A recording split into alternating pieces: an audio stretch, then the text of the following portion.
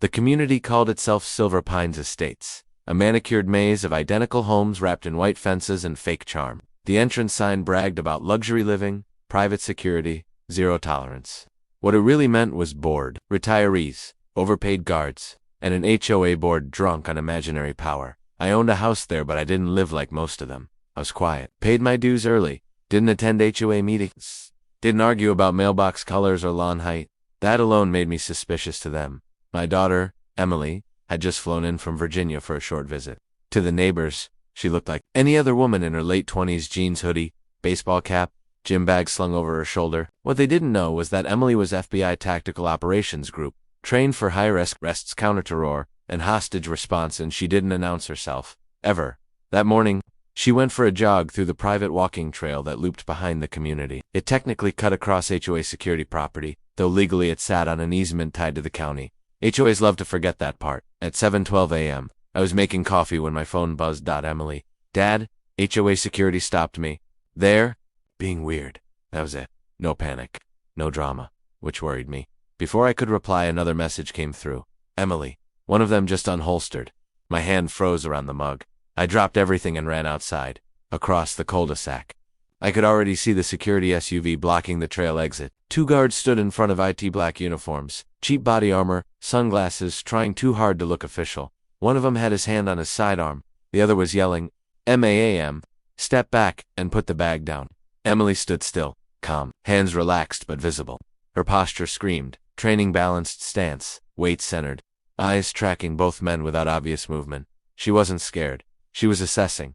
I sprinted closer, shouting, "Hey!" The guard with the gun snapped his head toward me. "Sir, stay back.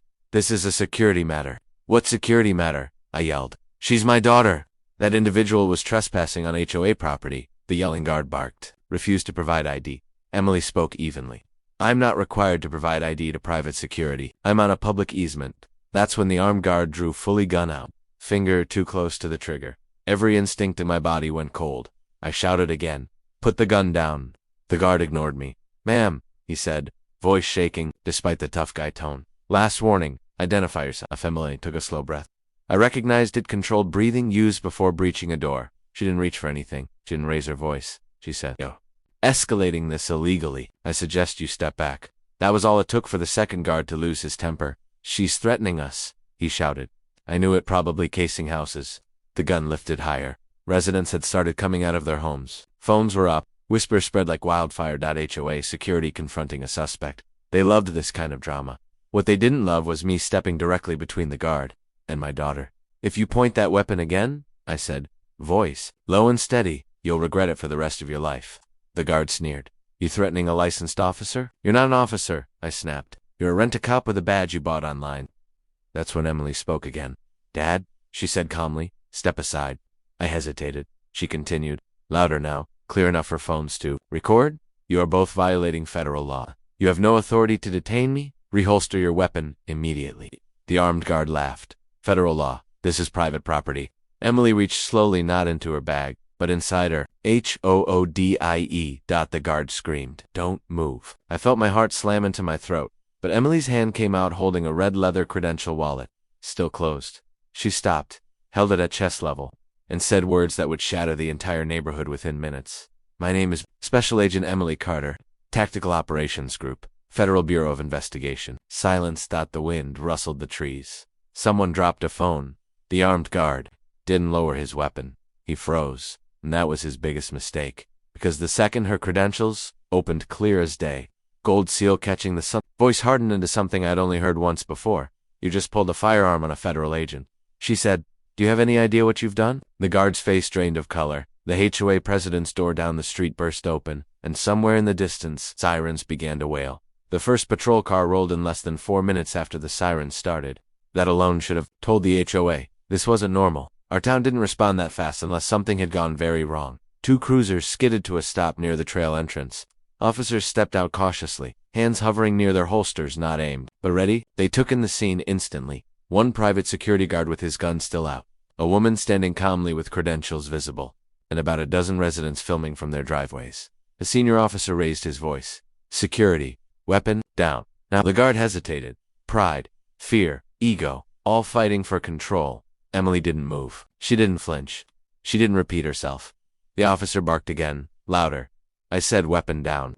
Finally, the guard lowered the gun and awkwardly shoved it back into his holster. His hands shook so badly he fumbled the retention strap. The second guard immediately started talking fast, loud, and defensive. Officer, she was trespassing, refused to identify herself. Came as we feared for our safety. Emily turned her head slowly and looked at him. No anger, no sarcasm, just disappointment. The officer looked at Emily. Ma'am? She held out the open credential wallet. I'm Special Agent Emily Carter, FBI Tactical Operations Group. I was jogging on a public easement when these individuals attempted an unlawful detention and escalated to lethal force. The officer's posture changed instantly. Yes, ma'am, he said. Understood. The ma'am landed like a thunderclap across the cul-de-sac. Phone zoomed in, whispers turned frantic. FBI, did he really pull a gun? Isn't that illegal? The HOA President Linda Harrow, mid-60s, clipboard, permanently attached to her soul, pushed her way through the crowd. What is going on here? She demanded. Our security was handling a situation. The officer didn't even look at it. Her, ma'am, step back. I'm the HOA president, she snapped. Those guards work for us. That finally got the officer's attention. Then you might want to listen carefully, he said, turning fully toward her. Because one of your employees just drew a firearm on a federal agent? Linda laughed. Actually laughed. That's ridiculous. This is a private community. We have the right, Emily cut in, her voice sharp now. You do not have the right to impersonate law enforcement, conduct armed detentions, or ignore federal jurisdiction. And your security contractor just violated multiple statutes. Linda's smile collapsed.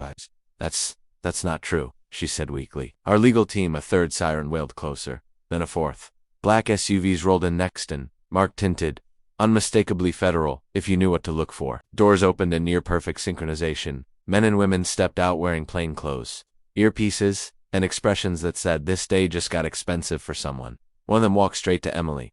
Agent Carter, he said quietly. She nodded once. They drew on me. That was all she needed to say. The man turned, raised a hand, and everything froze. Security guards? He called out. Hands where we can see them. The first guard's knees buckled. He dropped to the pavement before anyone touched him. The second tried to argue. This is an overreaction. We were just hands. Now they complied. Residents were panicking now. Some retreated indoors. Others filmed harder, narrating like they were covering breaking news. Linda Harrow stood rooted to the spot. This is a misunderstanding, she kept repeating. A misunderstanding. An agent approached her. Ma'am, are you in charge of this HOA? Yes, she said, but then you should know we'll be reviewing every contract, policy, and directive you've issued regarding armed enforcement. Her clipboard slipped from her hands and hit the pavement. Meanwhile, local police were separating witnesses. One officer pulled me aside. Sir, are you related to the agent? My daughter, I said. He exhaled slowly. I'm sorry this happened. Across the street, I saw the armed guard being placed in cuffs. Not Jen Lee. The second guard followed, face red, eyes darting around like he was looking for someone to save him. No one did. Emily finally walked over to me. Her hands were steady, her breathing normal. You okay? I asked. She nodded. I've been in worse places. I know, I said, but this shouldn't have happened. She looked back at the HOA entrance sign. They forgot who they answered. An FBI supervisor gathered the agents and spoke quietly. Then teams split off, some collecting statements, others photographing the scene, others walking straight toward the HOA office.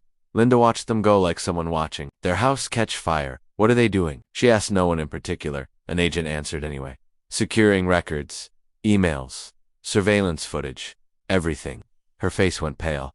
That's private property. He smiled thinly. Not anymore. By noon, the story had spread beyond the neighborhood. Local news, vans, parked outside the gates. Reporters shouted questions the guards couldn't answer. The HOA board members arrived one by one, each looking more horrified than the last as they were arrested yet, but firmly guided into separate interviews. Asterisk.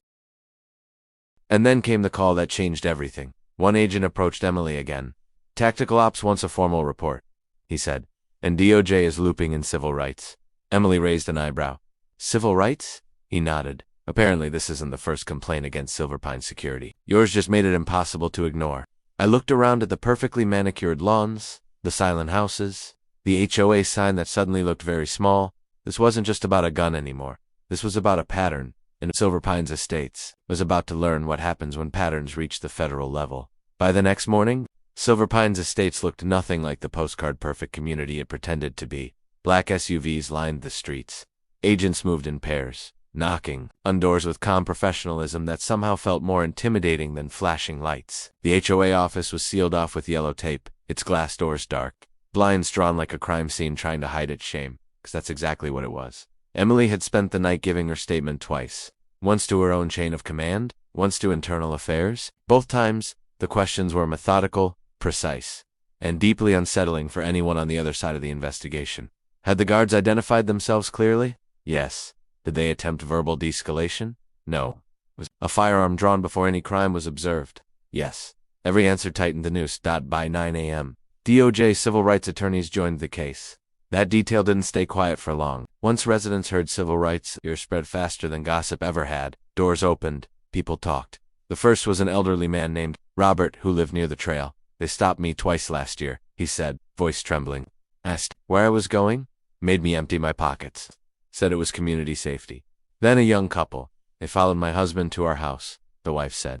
Said he looked suspicious. He's lived here longer than they have. Delivery driver came forward. They put me on my knees, he admitted, gun out, over a missing package I didn't even have. Each story was documented, time-stamped, cross-referenced with security logs. And those logs, they were a disaster. Turns out Silver Pine Security had been keeping unauthorized incident reports, complete with photos, notes on residents' routines, even racial descriptors. One agent summarized it best. This isn't security. It's a private militia with delusions of authority. Linda Hara was brought in for questioning at noon. She didn't arrive confident this time. No clipboard, no sharp voice. Just pale makeup and shaking hands. She lasted 12 minutes before. The first contradiction. You authorized armed patrols? Yes, for deterrence. But your contract prohibits weapons without cause. I didn't know that. You signed it. Silence. Then came the emails. Internal HOA threads, titled Aggressive Enforcement Strategy and Setting Examples. One message stood out. If they don't comply, remind them, we control access. Make them uncomfortable, Linda had written. It herself. Meanwhile, the guards' background checks came back. One had been fired from a mall security job for excessive force. The other had failed. Psychological screening twice once for impulse control issues. Neither should have been armed. Both were, and both were hired anyway. At 3 p.m., arrests were made. Not dramatic, not televised. Just quiet clicks of cuffs in the HOA office parking lot. The armed guard was charged with aggravated assault, brandishing a firearm, and impersonating law enforcement. The second guard was charged with unlawful detention and conspiracy. Lynn wasn't arrested that day. She was something worse. She was served federal subpoenas, civil suits, notices of investigation that read like slow-moving explosives. By evening, the news vans were back. Federal investigation into HOA security after gun drawn on FBI agent. That headline ran everywhere. That Emily watched it silently. From the living room. You okay? I asked. She nodded. I'm thinking about the others. The others? The people who didn't have credentials, she said. Who froze. Who complied. Who thought they had no choice. The next day, more agents arrived. Then auditors. Then lawyers. Then lawyers. The HOA board resigned en masse by noon. Too late. The FBI seized the HOA servers. Years of data, surveillance footage, meeting minutes. Patterns emerged quickly. Targeting, escalation, abuse of authority. What started with my daughter had cracked open a long, ugly history, and then came the moment that truly ended Silver Pines. As anyone knew it, a federal press conference. The DOJ spokesperson stood at the podium, face unreadable. This investigation has revealed systemic violations of civil liberties conducted under the guise of private security. Charges are pending against multiple individuals. Additional actions may follow. Someone shouted a question. Is the HOA being dissolved? The spokesperson paused. That is under consideration. Residents panicked. Property values tanked overnight. Real estate listings popped up like distress flares. The gates, once a symbol of control, were ordered open by the county pending review. And Emily, she got a call. Tactical ops wants you back early, her supervisor said. This case just became training material. She smiled faintly. Figures that night. We walked past the trail again. No guards, no SUV, just trees and quiet. You think they'll ever understand what they did? I asked. Emily shook her head. No, she said, but they'll remember. In the distance, a moving truck pulled out of the HOA president's driveway.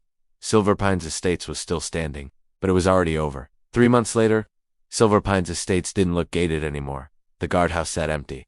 Windows boarded up like an abandoned toll booth to a failed idea. The security cameras, once omnipresent and smug, had been removed by court order. The entrance sign still stood, but the words private security had been stripped off, leaving pale outlines where authority used to pretend it belonged. The illusion was gone. The charges came first. Federal prosecutors didn't rush. They never do. When they filed heavy. The armed guard took a plea deal after his attorney saw the evidence stack. Body cam footage, witness videos, HOA emails, prior complaints, buried and ignored.